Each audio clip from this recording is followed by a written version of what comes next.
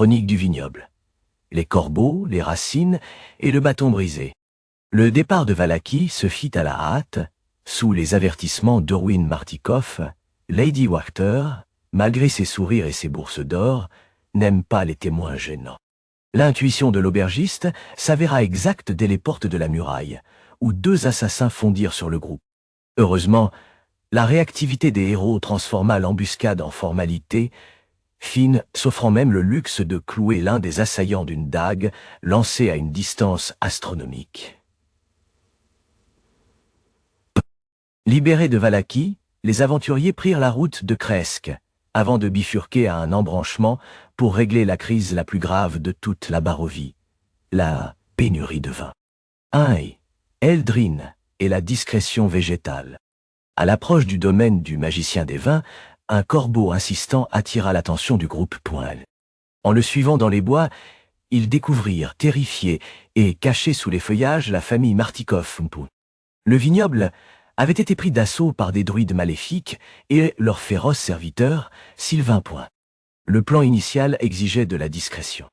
Malheureusement, Eldrin et la notion de silence avancent sur 2 voies diamétralement opposées. Le fracas de ses pas alerta immédiatement 2 arbres vivants qui bondirent des fourrés. Tentant de fuir via une foulée brumeuse, le paladin resta la cible des branches vengeresses. C'est alors que Finn entra en scène.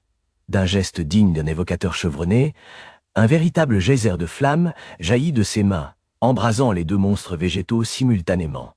Les arbres furent réduits en cendres, en un seul coup. Message reçu pour Eldrin, qui décida, enfin, de marcher sur la pointe des pieds. 2. L'infiltration des toits, échec magique, en série. La famille Martikoff comptait une dizaine de bouches à nourrir, dont 4 enfants, et la Barovie avait besoin de sa boisson nationale. Pas le temps de tergiverser.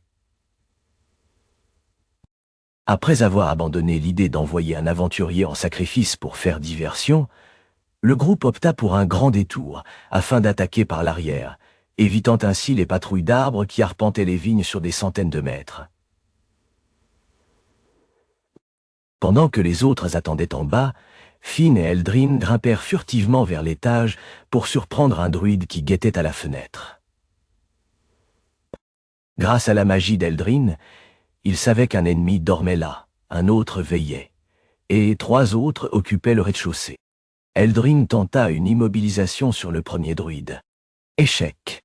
Les 2 compères durent l'achever à l'ancienne, à grands coups de lame. En ouvrant la porte du couloir surplombant le creux central, ils repérèrent le second druide.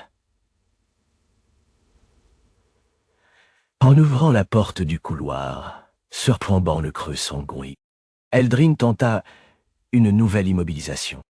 2e échec. Finn épaula son arc et tira. 3e échec. C'est finalement le paladin qui dut sprinter pour régler le compte du druide au corps à corps périn. La magie des verrous et des esprits n'était décidément pas de leur côté ce jour-là. 3. L'assaut de l'ours et les chatons de bois. Pendant ce temps, à l'extérieur, le reste du groupe tenta d'entrer discrètement. Pas moi ceci, à son ancienne discoupère. Échec critique général. Voyant que les arbres de patrouille fondaient sur eux, la discrétion fut troquée contre un sprint d'anthologie. Boris, fidèle à ses bonnes vieilles habitudes, se transforma en ours-garou et défonça la première porte d'un coup d'épaule magistral. Hector, plus prudent, hurla de ne pas toucher à la seconde, refermant le premier battant juste à temps pour laisser les arbres vivants gratter bêtement contre le bois à l'extérieur. C'est le moment que choisirent Finn et Eldrin pour sauter de l'étage, retombant au milieu de la pièce centrale. Face à eux, 2 druides et leur chef, un lanceur de sorts puissant qui, armé d'un bâton magique, se mit à invoquer une armée de mini-arbres de combat. Le combat fut acharné, mais l'analyse tactique prit le dessus. Il fallait briser le bâton. En un effort coordonné, l'artefact fut brisé en morceaux, stoppant net les invocations et permettant l'extermination des derniers druides. 4. Secret de famille et course contre la montre. De retour auprès de Davian Martikov, les masques tombèrent. Le patriarche révéla que sa famille entière était composée de corbeaux-garous qui surveillaient le groupe depuis le début. Ils étaient même présents lors du terrible affrontement contre les guenaudes du vieux moulin. Mais la situation était critique. Pour faire pousser le raisin magique, le domaine avait absolument besoin de 3 gemmes magiques, toutes disparues. 1.